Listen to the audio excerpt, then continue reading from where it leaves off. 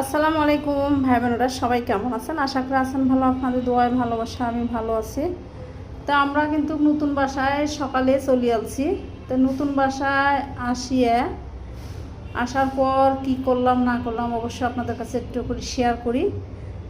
তা আসলে আলসি খালি একটা রুম কোনো রকম খালি একটু হালকা একটু পানি দিয়ে একটু পোছাপুছি করলাম। করার পর ভাই বোনেরা, কারেন্ট নাই, 2টা বাজে বলে কারেন্ট আসবে, সেটা তো আর আমরা জানি না। তো এখন পানির জন্য আসলে আমি কোনো কিছুই করতে পারতেছি না। খাওয়ার পানি ছিল, তো খাওয়ার পানি ছিল 2 বোতল।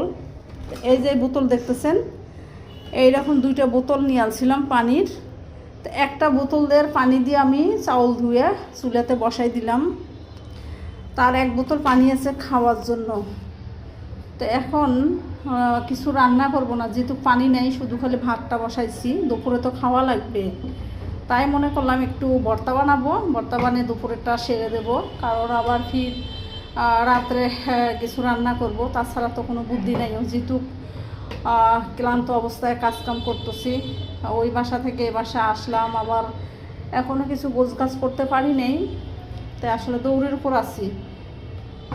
তো যাই হোক, সবাই ভালো থাকেন, দোয়া করেন জানি সুস্থভাবে আস্তে ধীরে জানি গোছগাছ করতে পারি, আপনাদের সামনে আবার জানি কথা তুলে ধরতে পারি।